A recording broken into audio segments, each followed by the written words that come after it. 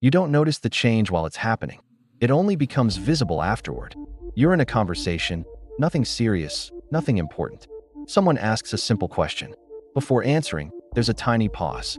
Not long enough for anyone else to register, but long enough for your brain to do something automatic. It checks the room. Who is listening? What tone they're using? What response would fit best? Then you speak. The sentence sounds natural. The reaction is normal. The moment passes smoothly. No one would think you adjusted anything. Yet later, alone, a strange thought appears. Why did I say it like that?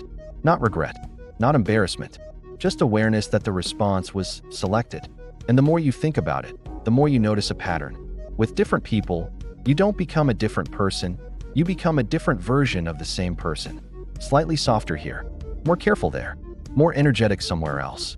You're not lying, but you're also not completely unfiltered. And the unsettling part isn't that you changed. It's that you didn't consciously choose to. Something chose for you. Children usually speak before thinking about impact. They react instantly. They express emotions without rehearsal. Then one day, something small happens. Maybe a joke doesn't land the way they expected. Maybe excitement becomes too loud. Maybe a serious reaction meets laughter. No punishment, no major event, just mismatch. And the brain notices. For the first time, expression produces an unexpected outcome. So a new step forms between thought and speech. Prediction. Next time, before reacting, the mind runs a quick simulation. What will happen if I say this? At first it's slow, later it's immediate, and eventually it becomes invisible. From that point on, expression is never fully direct again. It passes through a filter designed to prevent social friction. Once prediction exists, a second awareness appears.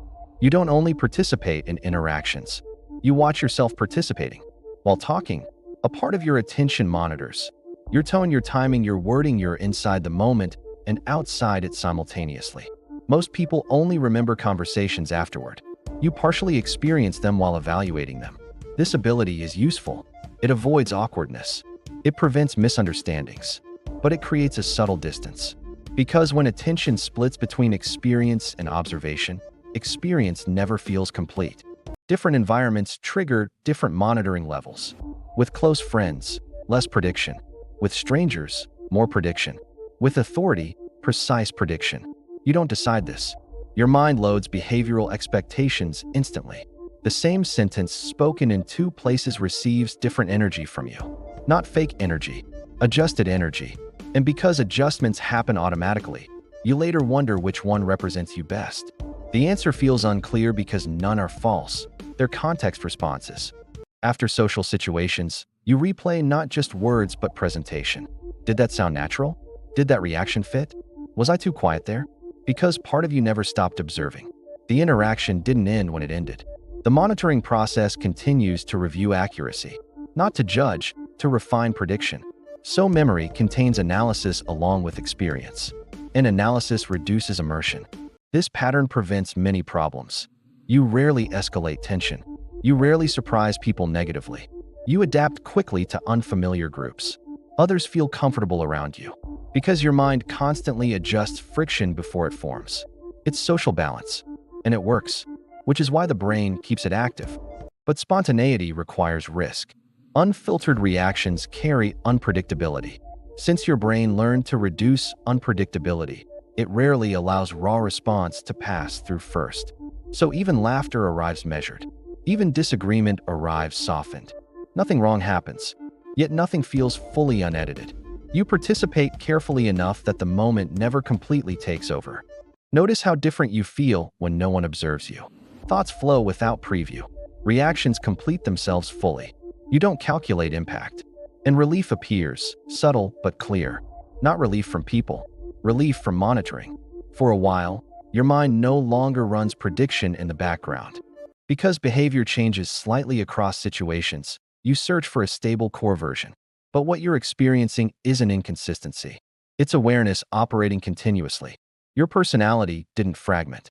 Your attention never stopped anticipating outcomes. So instead of a fixed expression, you developed adaptive expression. The distance reduces when prediction relaxes. Not disappearing, relaxing. Moments where response comes before evaluation. Where silence isn't interpreted immediately. The brain records stability without calculation. Gradually, monitoring lowers intensity. Eventually, conversations feel shorter in memory, not because they mattered less, but because analysis didn't extend them. You were inside them instead of watching them. The difference is subtle. Before, you interacted and observed. Now, you interact, then reflect later. Experience becomes direct again. If you feel like you adjust around everyone, you're not fake. You learn to predict reactions early, and your mind kept protecting smooth interaction. Understanding this changes the question from "who am I really?" to "when does my mind stop monitoring?" If this helped you recognize something familiar, like the video, so others can too. And subscribe to Psychora, where we explore the hidden psychology behind everyday behavior. Sometimes you weren't acting. You were managing a process that never turned off.